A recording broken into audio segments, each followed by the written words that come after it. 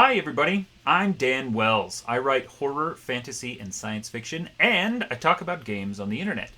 And today, inspired by Redwall, we are coming back to one of my favorite Redwall esque role playing games, Wild Lands. We're going to look at Adventures in Silverthorn, which is a little adventure anthology with 4 stories in it. But first, let's talk about Redwall really quick, because that's what piqued my interest in going back to this game. Netflix just signed a deal with the Brian Jacques estate to buy the entire 21 book series, the film and TV rights for all of Redwall. Now, Redwall, if you've never read Redwall, you are in for a treat. They are some of my very favorite fantasy novels, and it takes place in a world where all of the characters are animals, as you can see from this little thing here. We've got the little squirrels and chipmunks and rabbits and voles and weasels and badgers and all that sort of thing, except they wear clothes and they have swords and they use magic and they do all this stuff. Redwall is very low magic. It's not people slinging spells around D&D style, but it does have just wonderful characters, wonderful writing, wonderful world building. I recommend it very strongly. Start with Redwall, which is the very first book written. Or, like I did, you could start with Mossflower, which is a prequel story. It was like the 4th or the 5th one that he wrote, I think, but it goes back and it tells some of the story before Redwall starts. Both of those are really good entry points into the novel series because they assume that you haven't read anything yet. And so they do a good job of explaining what the world is and how it works and who the characters are and everything. The other books are all excellent, but they do maybe require a little bit of prior knowledge. Just like you wouldn't want to jump into the Star Wars series with Attack of the Clones. You want to start, at the beginning. So to get the right everything, to make sure that you understand who everyone is and what's going on. So anyway, Redwall coming soon from Netflix. I'm very excited. Very excited. Speaking of which, by the way, there actually is, if you're interested, there is an old Redwall got a cartoon series back in, I think, the 80s, and it ran for 2 seasons. And both of those seasons, maybe it's 3 seasons, anyway, the whole run of the show is available on YouTube. The animation is not spectacular, but the adaptation from novel to cartoon was actually pretty good. And so if you're interested in this kind of world where, moles and rabbits and stuff have swords and try to defend castles and fight against bad guys, check that out because it's rad. Anyway, if you are interested in that kind of stuff and being those moles and mouse and rabbits and stuff, Wildlands is for you. I've done a review of the core game, and it's really delightful. It's very different. It is unlike any game system I have ever played before. But it gives you this really delightful opportunity. It does a good job of making that type of world playable and real and fun. And what this book is, Adventures in Silverthorn, is 4 adventures set in the city of Silverthorn. Silverthorn is kind of the base of a giant tree. In fact, I'm pretty sure we can find a really slick little map in here. Here we go. So, you can see the roots of the tree go out, and there's this big giant thing, the trunk in the middle, and then there's a lake all around it. And there are 4 adventures that are designed for characters of level 0, 1, and 2. And they are color-coded. And these color codes don't necessarily help if this is the only adventure supplement you have, but they use this color code system for all of the supplements in the Wildlands line. And so orange means that it is combat-oriented. Blue means that it is primarily role-playing oriented. Purple means it has a good mix of both. And red is a straight-up dungeon crawl. So let's talk in as non-spoilery terms as we can about this book. We begin with this neat little like section about Silverthorn. Who are the people that live here? You know, what are the different neighborhoods like, etc. And now I am gonna take you past this point, so don't read anything you're not supposed to read. But Wayward Apprentice is basically you go to visit somebody in the town and their apprentice has disappeared and you got to go find him, and that ends up taking you on this interesting little journey through the out into the wilderness.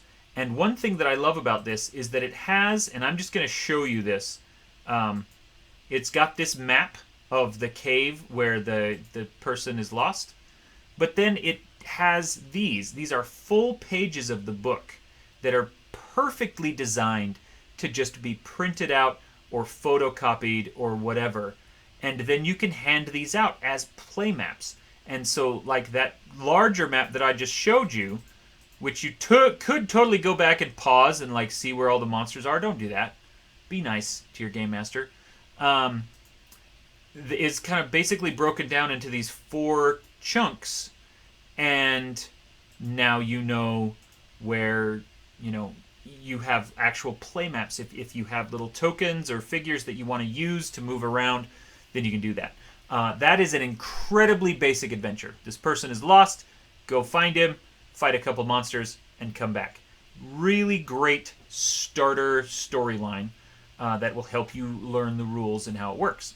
This one is similar, but it is mostly role-playing based and social rather than combat-oriented. And so you can learn different parts of the game system. It's also a more complicated story, as a social story should be. In this one, there is a festival coming up. There is a party called the Silverthorn Soiree. And someone says, do not let this person play their music or there will be hell to pay. I don't remember. There's a little handout. I don't remember exactly what it says. Oh, here it is. I'll tell you. It says, do not allow... These are both handouts, so you can just show these. Do not allow the red mask to play tonight or suffer the cold heart of the black talon. I swear it. And so you basically then have this little mystery to solve where you go around and you've got to talk to different people and figure out, who is going to be at this party, which one is most likely to be the Black Talon, which one of these people has like an axe to grind, figure out what's going on and then stop them. So there still is potentially a little bit of combat as you get to the end and you fight the Black Talon. The way that the adventure is designed is very simple and straightforward. This is not very many pages of information. And once again, there is this delightful little map. In this case, it is actually 2 facing pages. And so you can print those out, put them up right next to each other, and then you have your map. Really great stuff. And I love the way that they do the maps in this to show you where everything is, and then they have these really easily printable versions to put on the table for your players to use. Really nice to have that. This third one is called Terror in the Water. This is the most interesting scenario in the book. This one is kind of a mystery. There's a problem. People think there's a monster around. You've got to go find it first and then deal with it. And that, while it isn't as much of a social mystery as the Silverthorn Soiree is, it definitely is a mystery that's going to have you going around, finding clues, talking to people. Sometimes you'll have to fight. Sometimes you'll have to sneak. Sometimes you'll have to talk. I mean, those are the 3 pillars of RPG gameplay, and this one hits all of them pretty well. So hooray for that. I'm not going to show you anything there, because I don't want to risk spoiling it. And then let's get to the last one. Under the Tower. This is literally a dungeon crawl. And there's a great big dungeon, and there's monsters that you can fight, and you go through room by room in classic dungeon crawl style. It is, in my opinion, the Wildlands game system doesn't lend itself as well to dungeon crawl as it does to the other ones, which is why I think that the mystery one, the third one we just looked at, is the best of the scenarios in this book. This one is much more deadly and much more difficult, but can be a lot of fun. Dungeon crawls are a blast to play through if you've got a group that loves them, and most of my groups do. And so the chance to kind of just grind through monsters and go room by room, searching for traps and treasure and stuff, that can be a lot of fun. And so when you're in the mood for that, you've got Under the Tower. Anyway, this is, and that's the whole book. You get to the end, it is just, thank you for playing. So this is Adventures in Silverthorn for the Wildlands RPG. And Wildlands is a great little game that you can find on Drive-Thru RPG is where I picked it up. Just get the PDF, and then you've got it. And you can print out those maps. You can build characters for people. Super neat little game that can help you get your Redwall fix while you are waiting for that Netflix series to come out. Anyway, my name is Dan Wells, and I am a professional author and a professional game master. I've got 19 books published that you could all go read, including the brand new Stargazer. And I am a professional game master as well. I can run a one-shot or a campaign for you, including this one, if you are interested. Anyway, you are awesome. Thank you much for listening and for watching this. I will see you on my next review.